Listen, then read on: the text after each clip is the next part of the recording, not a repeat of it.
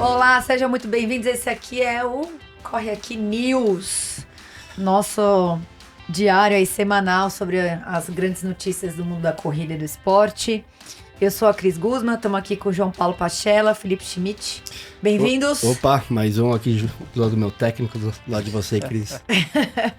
Olá, obrigado. Tudo bem, Vamos em frente. gente? Ó, hoje os destaques, vamos aqui passar. Destaques de hoje, a gente vai falar muito de triatlon, que foi o destaque do fim de semana. A gente teve o Ironman Florianópolis, que a gente teve aí um grande feito do Manuel Messias, né? Que fez o melhor maratona dentro do Ironman. A gente teve o Hidalgo, Miguel Hidalgo ganhando Elite, ganhando o Mundial de Triatlon. Aí a gente vai falar também das 10 milhas garoto, dos 10K Challenge São Paulo e Iguana. E um tema não muito... Quer dizer, não muito fácil, mais polêmico, que é sobre atletas trans. Então vamos lá, gente. Manuel Messias, gente, que feito, hein, meu? O cara maratona para 2 horas e 26. E ele ficou em segundo lugar, né, no Ironman. E o argentino Luciano Tacconi foi quem conquistou em 7 horas e 31 o Ironman. E o Messias fez em 7 horas e 37. Mas ele quebrou o recorde de 2 horas e 26 minutos e 50 segundos da maratona no Ironman, né? Tem que explicar isso pro pessoal, que é uma maratona dentro do Ironman, né? Porque fora, obviamente, tem outros recordes. Então, a gente tá falando que o cara nadou, pedalou e ainda fez uma maratona para 2 horas e 26, entendeu? Então, de fato, um quilômetro para 3 e 20, 29 em cima. O que você acha? Cara, esse é o meu pace de tiros. Esse é meu pace com patinete. Porque, olha, assim, realmente foi um feito grande aí. Eu acho que a prova do Ironman Floripa foi muito esperada. É a maior galera aqui do triatlon, né, toda se dedicando. E o Messias realmente foi... É uma prova que tem características para rápida, né? Para velocidade, né? Então, uma prova num ambiente mais frio, né? Aquela história que a gente já fala várias vezes sobre a própria prova, a maratona vamos trazer para o mundo da corrida, né? A maratona de Porto Alegre. Então, uma prova mais fria, mais plana, rápida, propícia para alcançar esse resultado. Então, fantástico, né? E parece que o recorde, eu tava vendo aqui também, parece que o recorde foi o melhor tempo da história do Ironman no Brasil. No Brasil, sim. E o terceiro melhor tempo da história mundial, ou seja, então um feito também, o cara conseguiu. Isso para quem ganhou, né? Uhum. O argentino que ganhou. Mas, ou seja, uma prova cheia de recordes e que eu acho que no final das contas a gente vai poder falar um pouquinho sobre isso também já na próxima notícia, né? Mas que vem reforçando essa veia do Brasil, né? Esse protagonismo que o Brasil vem ganhando, esse espaço que o Brasil vem ganhando no triatlon. Óbvio que tudo é difícil quando não é futebol no Brasil, né? Mas é sempre importante a gente ressaltar esses feitos. Mas aí, num final de semana, a gente tem um absurdo de tempo na maratona depois de ter corrido e pedalado. E depois tem a próxima notícia aí também que consolida essa nossa Mas posição. só, antes de passar para a próxima, eu queria só também falar das brasileiras, né? Perdão, das brasileiras não, do pódio feminino, né? Uhum. Que na categoria feminina, a brasileira Pamela Oliveira, ela pegou o tetra campeonato consecutivo do Ironman. Fraca ela, né, Pina? Ou Shima? Cara, são coisas absolutamente bizarras o que esse povo do triatlon faz. E aí, a medalhista de bronze dos Jogos Pan-Americanos consolidou seu domínio absoluto. Ela é medalhista de bronze também. No E o pódio feminino foi completado pela irlandesa Fiona Moriarty e a americana Raquel Olson. Muito bom. E aí, ainda no triatlon, né, a gente teve o Miguel Hidalgo, brasileiro, vencendo a etapa de Alghero. Alghero que fala, gente? Acho que é Alghero. Acho que é Alghero, sim. Alghero, da World Triathlon Championship Series. E o Hidalgo, ele é um cara que tá aí já há um tempão lutando, né? O cara... Ele praticamente nasceu dentro do triatlon, Sim, né? sim. Desde os 7 anos aí que ele vem praticando o esporte e hoje em dia ele é o nome do triatlon, né? É. Depois da Olimpíada de Primeira Paris. vez que o Brasil conquistou uma etapa na competição, que acontece desde 2009. Ele fez o percurso aqui o Miguel completou o percurso de 1,5 km de natação, 40 km de ciclismo e 10 km de corrida em 1h44. Meu Deus. Essas distâncias aí é o olímpico, né? É o triatlon categoria olímpico? O importante é dizer que isso aqui não é o Ironman, né? Que a gente Não, estava falando da última vez. é verdade. Não, isso é Exato. uma etapa do É triatlon. uma etapa do Isso. triatlon, é um campeonato Por isso- mundial. Que é a etapa mais importante, né? E aí é que tá o grande feito no Brasil, do brasileiro, né? Então, uma sequência de etapas aí, pela primeira vez, um brasileiro ganhou. E se a gente for comparar, né? A gente poderia cair no erro aqui de comparar os tempos da notícia anterior, Não, mas a grande questão é exatamente Ele foi essa. campeão mas- dos Jogos Pan-Americanos, né? Em Paris ele ficou em 10º. E eu lembro que ele ficou bem chateado em Paris, mas ainda com uma boa colocação. Mas é isso, né? A gente quer pódio, quer medalha e tal. E aí ele agora ele realmente foi um grande feito aí de... Cara, ele tem tempo no triatlon olímpico, pessoas que fazem 21 km de corrida. É, Sim. exato. A Bem, média. né? Bem, né? É. Fazem bem. É. Bem. Não, ele ficou também em terceiro lugar, né? Nas últimas edições dessa etapa. Anteriormente ele havia ficado com bronze em 2024 e outra já em 2025. Agora foi para ouro. E agora é o segundo no ranking mundial, atrás né, do francês? Do francês. É isso aí. Cara, e é engraçado como... Matthew Hauser. Matthew Hauser. Engraçado como que também o triatlon ganhou essa popularidade também, né? Não só como o mundo da corrida ganhou também, mas as inscrições todas esgotando super rápido. E vendo esse pessoal quebrando recordes também no esporte deles, é muito legal. Realmente esse lance da inscrição que você comentou, Shima, eles falam muito que hoje em dia você não pode mais pensar se você quer, você tem que se inscrever e depois você pensar como vai pedir reembolso se você não for, Exato. né? Porque você parou 2 dias para pensar, perdeu, Já né? não tem mais. Aproveitando esse gancho, que é a próxima matéria, que é 10 milhas garoto, que esgotou em 48 horas, né? A gente comentou quando a gente estava selecionando as matérias aqui, que é uma das majors brasileiras, né? É uma das 7 maravilhas da corrida brasileira. Junto com São Silvestre, São Pampulha, Silvestre, Pampulha, Maratona do Rio, Tribuna de Santos. Gonzaguinha. É isso. Bom, mas é super tradicional. Já fez essa prova? Já foi pra lá, Shima? Não, e tô devendo, porque eu tenho família lá e todo ano eles me falam, vem correr aqui, vem fazer essa prova. E eu sempre falo, depois vou dar uma olhada.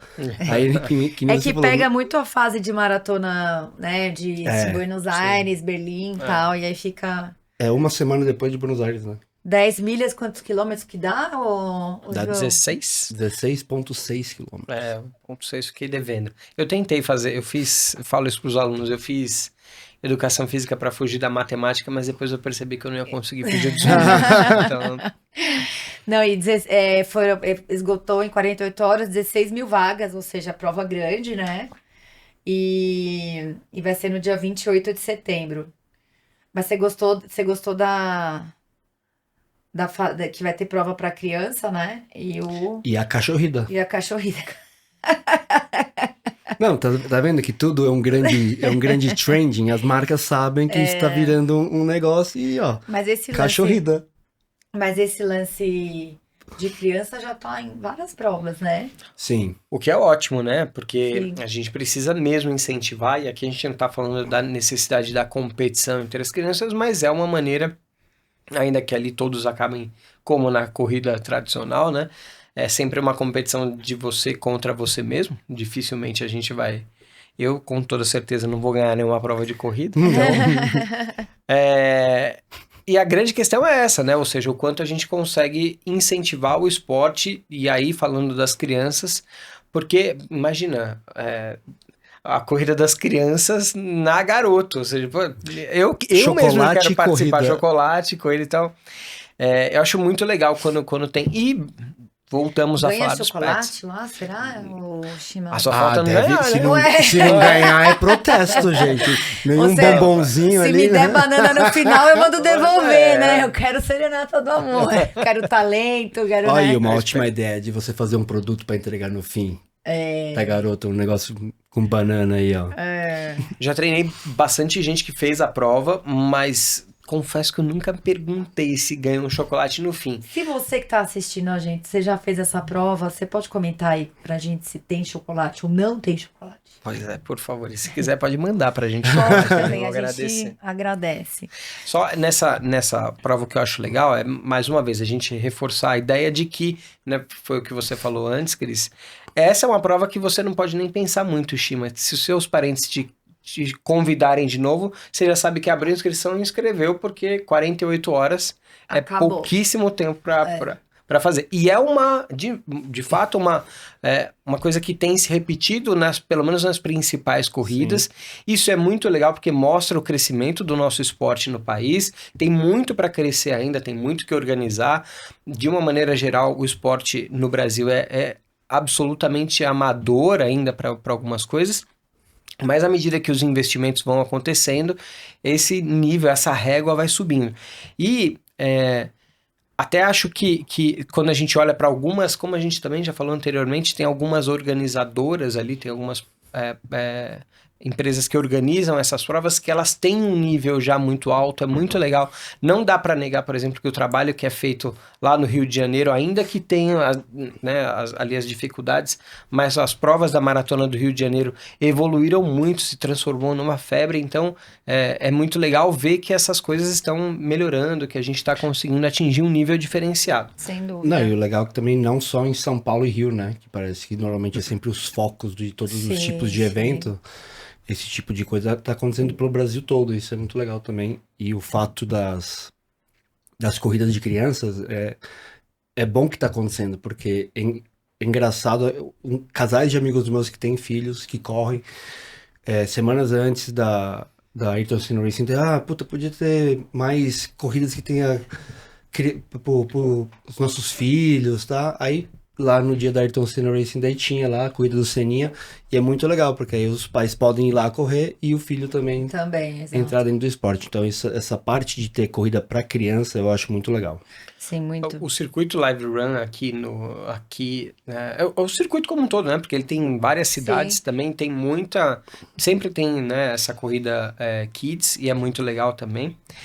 Não ia deixar passar só outras duas coisas dessa prova, não deixar de falar da ideia dos pets, porque tudo bem, vamos incentivar as crianças, muito mais importante do que os pets, até porque as crianças vão conduzir os pets lá na frente, ou seja, para manter o mercado funcionando, mas que os pets também, como já falamos, eles contribuem para essa introdução das pessoas à atividade física, o que faz diferença num mundo, numa população sedentária e obesa. Com certeza, a gente tem todos os elementos que forem contribuir para isso, vão ajudar muito. E mais uma coisa, também falando das organizadoras, essa prova, se eu não me engano, é uma prova da YesCon, né? Essa da Garoto. Não tenho ideia. Deixa eu ver aqui. Eu acho que é da YesCon, pelo menos sempre foi. E aqui um ponto, né? Porque a gente acaba sempre criticando a YesCon e... A gente, tô falando os corredores no geral. O núcleo da corrida. Não aqui o Corre Aqui News, não. Mas o mundo da corrida acaba falando um pouco da YesCon. YesCon mesmo. É isso. A YesCon, ela tem as dificuldades, né? Porque não é nada fácil organizar São Silvestre. Não é nada fácil organizar a Pampulha. Tem outros interesses envolvidos, até porque essas provas são televisionadas, então precisa... respeitar, vamos colocar entre aspas, os critérios definidos ali por quem vai transmitir a prova e tal. Então não deve ser fácil mesmo. E agora que foi a Vega, a gente, em off, sabe que algumas coisas nem eram tão responsabilidade da YesCon nas dificuldades que havia na organização da São Silvestre.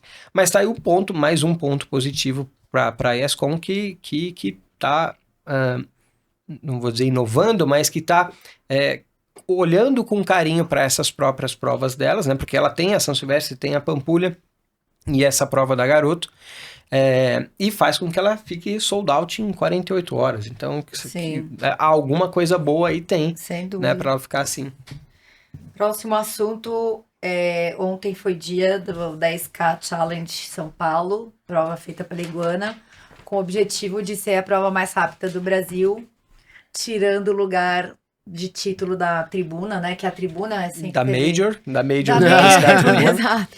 E conseguiu, né? Porque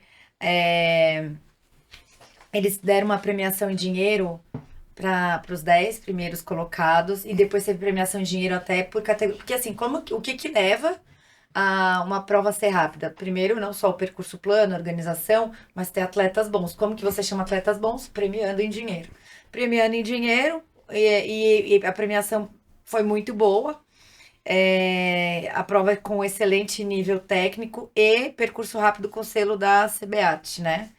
E aí a gente teve aqui, eu coloquei para comentar os 3 primeiros colocados, masculino e feminino.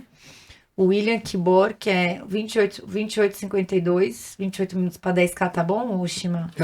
Pace de 2,53.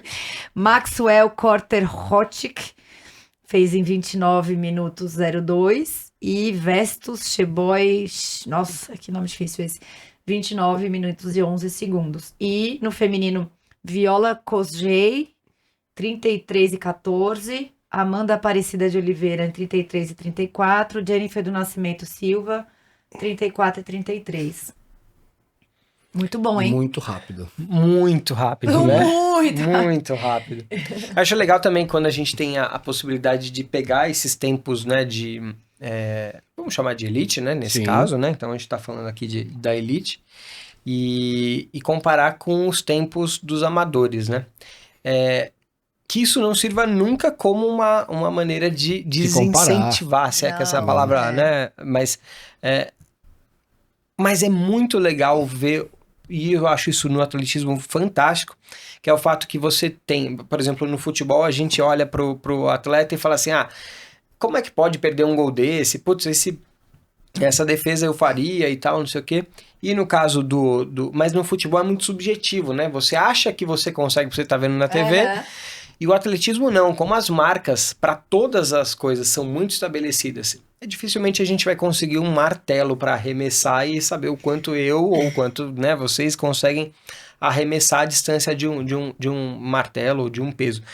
Mas quando a gente pega essas provas, por exemplo, 10 km está, entre aspas, acessível para todo mundo, e aí você vê o tempo de o que é elite, o que é realmente um atleta de alto rendimento, aí você... se coloca no seu lugar,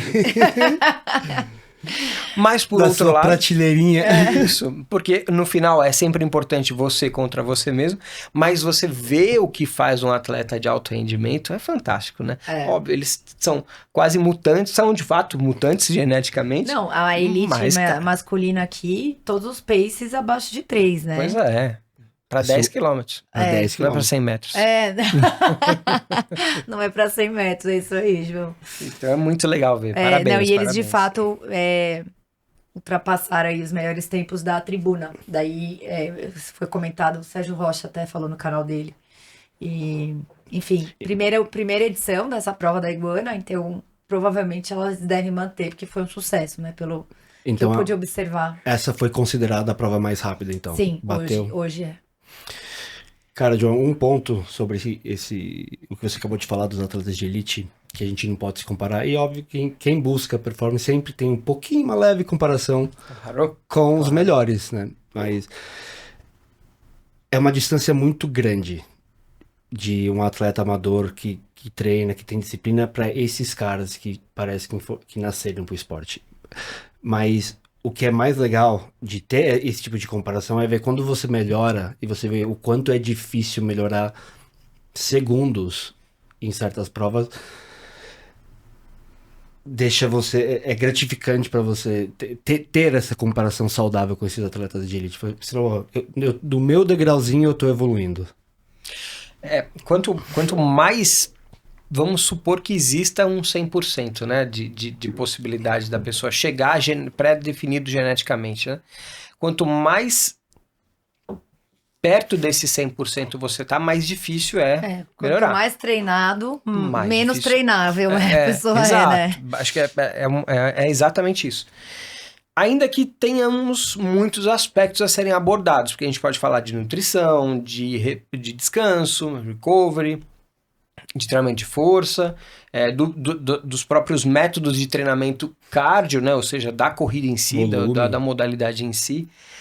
Tem muita gente estudando hoje em dia a ideia da psicologia no esporte, mas não aquela história de você ter a psicologia aplicada de ser uma pessoa, não, vamos lá família, vamos lá, vamos ganhar e tal. Não é esse tipo de abordagem psicológica, mas sim de você se utilizar de métodos científicos para que você treine o psicológico do atleta e faça com que ele, por exemplo, consiga fazer frente, a partir de uma ação voluntária, a determinados aspectos que envolvem a prova. Então, por exemplo, a própria sala ali, imagina a antessala dos 100 metros rasos nas Olimpíadas. Então, um querendo matar o outro ao mesmo tempo em que um tá ali amedrontando o outro. Então, esse aspecto psicológico é uma das coisas treináveis. Então, ainda que a gente tenha muitos aspectos a serem abordados do ponto de vista de treinamento, melhorar nesse nível, como você falou, Shima, é muito difícil, né? Então, você tem que... E aí, se você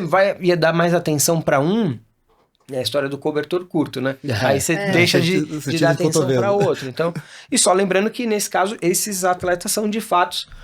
Não estou aqui discriminando ninguém, pelo contrário, mas eles são, de fato, mutantes. Né? Existem alterações genéticas neles que fazem com que eles alcancem esses resultados. Se a gente quer ser isso, a gente precisa escolher melhor papai e mamãe. Ou nascer de novo, né? Nasce na próxima encarnação. Você vai nascer de novo. E aí, aqui, último assunto, né? A atleta transexual é desclassificada em Maratona de Goiânia.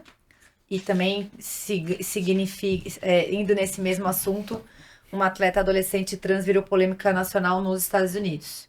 Mas, começando aqui com a Yasmin Roberta, que é a transexual que correu a Maratona de Goiânia, ela ficou em 5º lugar e não permitiram que ela subisse ao pódio. A organização do evento justificou a decisão alegando que seguiu as regras mais rígidas da Confederação Brasileira de Atletismo e da World Athletics. Com a Federação de Goiânia de Atletismo confirmando que os exames não estavam de acordo com as normas internacionais, enquanto Yasmin, que corre há 5 anos e já participou de outras provas sem problemas similares, considerou a situação uma falta de respeito.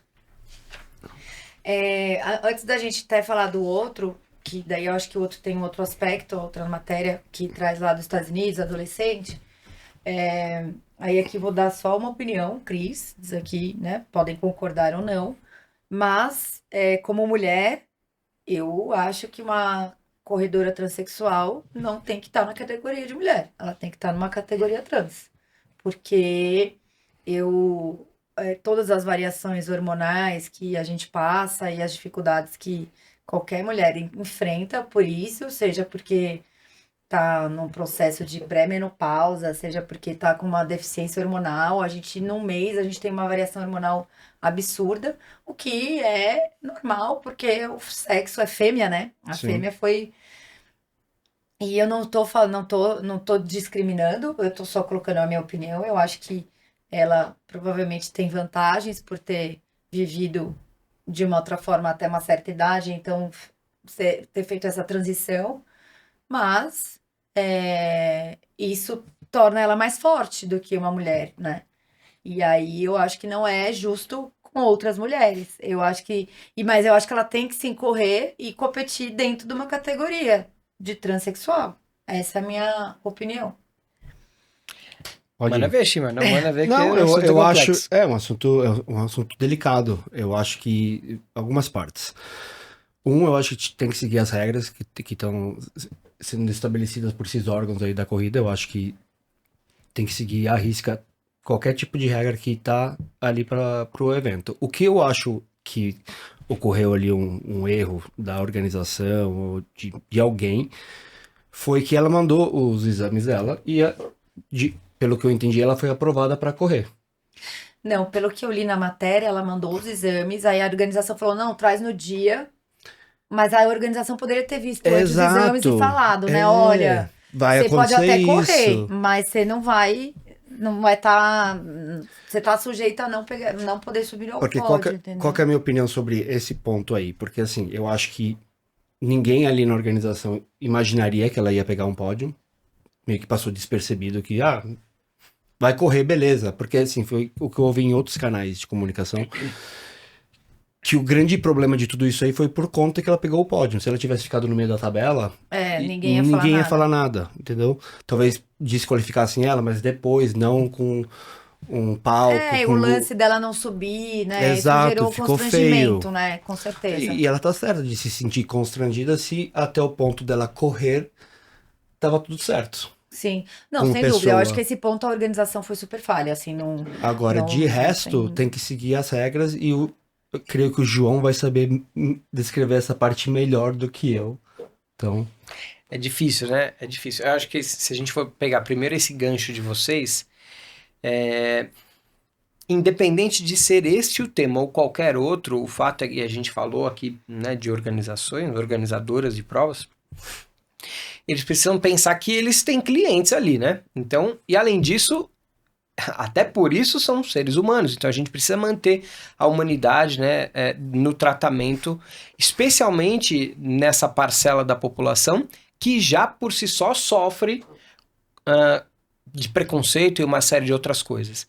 Então, se eles receberam esses exames antes, eles deveriam sim, primeiro, estarem prontos para poder avaliar isso e responder com a agilidade necessária para evitar qualquer tipo de constrangimento. A gente não sabe exatamente o que aconteceu, precisaria ouvir, né, a organização também e tal, mas acho que esse é o primeiro ponto.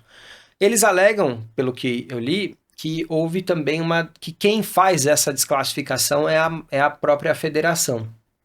A federação estadual ali, né? Seguindo as regras, né, da CBAT e por consequência, as regras da World Athletics. E aí, se a gente for subindo mesmo, a gente vai ver que a World Athletics, ela, desde 2023, ela mudou um pouquinho as regras para lidar com atletas trans e com aquelas pessoas que têm um desenvolvimento sexual diferenciado. E que essas são aquelas que podem, por questões patológicas ou algumas outras questões relacionadas ao desenvolvimento delas, apresentarem algum nível hormonal que podem trazer vantagem aos demais competidores, normalmente às demais competidoras, né?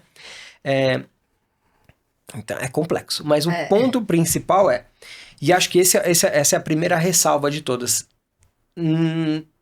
quando a gente fala que a organização precisa estar pronta para poder lidar com essa situação, a gente de cara já diz que não estamos jamais e nunca discriminando essas pessoas. Pelo contrário, essas pessoas precisam de atenção, assim como todas as outras pessoas, os outros participantes.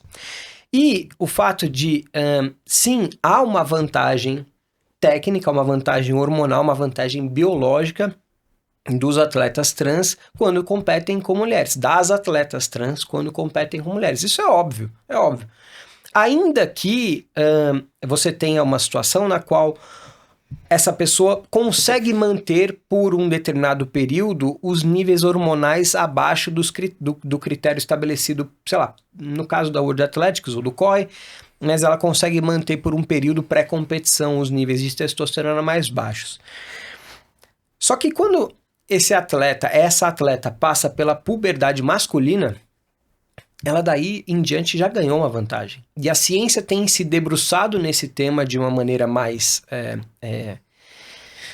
com mais atenção para poder tentar responder até que ponto essa vantagem ela pode ser revertida, ou até que ponto essa vantagem pode ser minimizada ao longo do tempo. Mas o fato é que a regra nesse momento a World Athletics só aceita atletas trans quando essa transição de gênero é feita pré-puberdade. Se passou pela puberdade masculina, ela não aceita mais, e neste momento é a resposta que é uma resposta definitiva, não, mas é o que nesse momento a ciência tem para oferecer. E isso não tem nada a ver com discriminar ou não, mas com manter a justiça no esporte. É impossível você colocar uma atleta trans para competir com mulheres. É complexo isso, mas porque as mulheres também precisam ter o ambiente delas seguro, no sentido de, pô, elas precisam competir com igualdade. De uma outra maneira, isso é doping. Né? Não é que não é um doping involuntário, Sim. Mas de uma outra maneira é doping. Então, o que eu quero dizer é, e parece ser o caminho que o COI e que a World Athletics tem trazido, tem tomado, de trazer essas organizações que cuidam dos direitos dessa parcela da população para discussão. Então, precisa ser uma discussão ampla, científica, com diversas parcelas da sociedade para encontrar um melhor caminho, para manter a justiça nas competições, seja para os atletas femininos, os atletas masculinos e os atletas trans. Então a gente precisa encontrar um caminho aí que nunca vai ser o de discriminar ninguém, mas de manter a justiça durante a competição. Acho que esse é o ponto importante. Tem mais coisas para falar sobre isso, mas é porque nunca pode ser o caminho da notícia seguinte, que é quando você coloca outros elementos. E a notícia seguinte, que é bem delicada também, que daí já não tem a ver tanto com uma exclusividade de corrida, ainda mais Brasil e tal, mas é uma notícia preocupante, que é a participação da adolescente transexual A.B. Hernandes, de 16 anos, estudante da Jurupa Valley High School, na Califórnia, em uma competição de atletismo escolar, gerou uma polêmica nacional nos Estados Unidos e atraiu a atenção do presidente Donald Trump.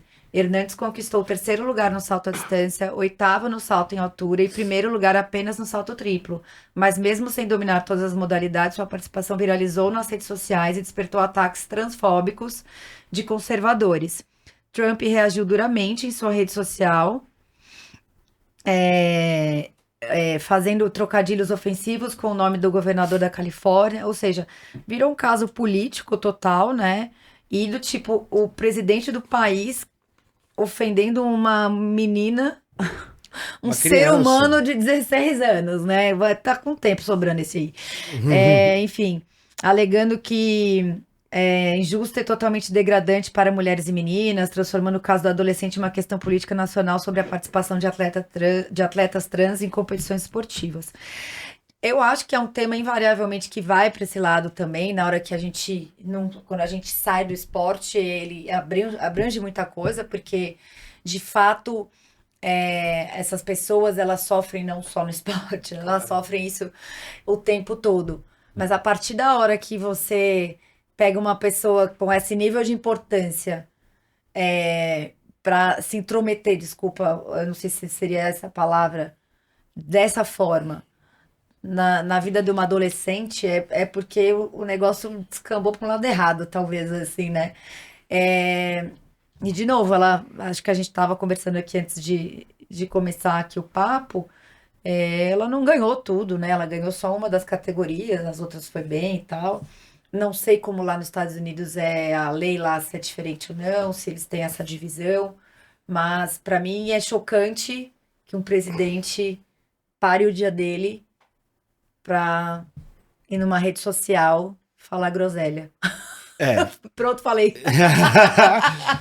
Então, como a outra matéria, eu também tenho partes delas, né? Uma que é o que o João estava falando sobre a outra matéria, que é o que é justo e que não é justo dentro do esporte, né? Que uma das possibilidades seria criar uma categoria para os atletas e as atletas trans, por causa que isso é algo que é bem recorrente lá nos Estados Unidos, de alguma atleta trans participando nos eventos femininos e, em alguns momentos, sim, levando muito mais vantagem dentro de algumas modalidades. E o que ele faz com esse tipo de comentário, o presidente dos Estados Unidos, é totalmente tirar a seriedade desse tipo de conversa, para usar algum tipo de fake news falando que foi super injusto, ganhou tudo, sendo que você acabou de falar o que ela ganhou uma modalidade, ficou em 8ª na outra e terceiro na outra. Então ele está se aproveitando de uma conversa muito séria, que envolve muita gente. Nas competições eu acho que a gente não vê tanto, mas pessoas trans são uma grande parte da sociedade, e ele fazendo esse tipo de coisa mostra muito mais sobre as pessoas que elegeram ele lá naquele país. Então, sim, do tipo de pensamento que vai por trás é bem conservador, né? E esse é é o caminho que eles estão tomando lá, então esses são os meus 2 centavos, João. Que eu acho que a parte técnica a gente abordou um pouquinho, ainda que não seja a minha especialidade, né, falar disso, e a gente aqui, né, vai estar sempre aberto para opiniões diferentes e para, quem sabe, os cientistas do esporte aí, temos vários, o Brasil é recheado de cientistas, pessoas muito sérias no esporte e que podem, né, se manifestar ou nos comentários ou, né, a gente trazer aqui essas manifestações. Eu acho que seria muito legal para poder enriquecer esse diálogo que é de fato muito importante. O que não se pode fazer é, ainda que que a política esteja presente em todas as áreas humanas, é fazer com que isso se torne um mero instrumento do populismo. E veja, eu não estou fazendo aqui uma defesa de conservadores, progressistas, liberais ou nada disso. Até porque é óbvio que a gente precisa respeitar o que todas essas correntes colocam, mas para mim, o inacreditável, e é o que a gente realmente não precisa, é de, número 1, fake news, né? Como você falou, Shima, ele, para tornar aquele post dele mais impactante, ele fala que a pessoa, que é essa atleta trans, ganhou tudo. E, na verdade, quando você vai ler os fatos, não foi isso que aconteceu. Ela ganhou uma das categorias, que acho que era o salto triplo, né? Ficou em terceiro lugar num outro tipo de salto e ficou em 8º no outro. Então, já começa por aí. Segundo que, como falamos, é um assunto muito importante, uma discussão fundamental para a sociedade esportiva e para a maneira como a sociedade no geral precisa receber, né, as pessoas trans e outras, entre aspas, aqui, minorias. Agora, quando você parte para o populismo, para fake news e para uma abordagem no qual ele ameaça, por exemplo, o Estado... Acho que era o estado da Califórnia, né? Califórnia. Que tem um governador rival dele do ponto de vista eleitoral ali. Você ameaça cortar verbas que podem atingir diversos outros aspectos, diversas outras pessoas. Por uma situação dessa, é o tipo de abordagem que a gente não precisa no esporte. A gente precisa que uma pessoa com o poder dele traga mais discussão, mais elementos para a gente poder construir uma coisa mais justa, uma coisa mais humana. Veja, justiça, humanidade, mais investimento e não raiva, ódio e não rancor. Pirraça de criança. Não, é inacreditável. Acho que é o tipo de coisa que esse tipo de situação não pode ter, assim, para nenhuma, mas quando você tem uma situação tão delicada quanto essa, ainda mais 16 anos. 16 anos. Exato, como pode? Não pode. Tem razão. Bom, mais algum? Lembrou de alguma coisa aí, Shima? Não. Tá tudo certo? Só boa sorte aí, galera, que vai fazer a Maratona de Porto Alegre. É verdade. No fim de semana. A gente comenta a Maratona de Porto Alegre próxima segunda, né? Já Pois temos aí esse assunto para falar. E logo, logo vem Rio também. Então, esse mês de junho tá recheado aí, né? Mês recheado. Pois é. Boa sorte pro pessoal de Porto Alegre. Muita gente atrás de índice, muita gente estreando na distância. Muito legal. Que seja uma prova de sucesso para todos. Sucesso. Obrigada aí, gente. Obrigada, Shima. Obrigada, João. Obrigado, Cris. Valeu, Shima. Até semana que vem. Obrigada, galera. Beijo.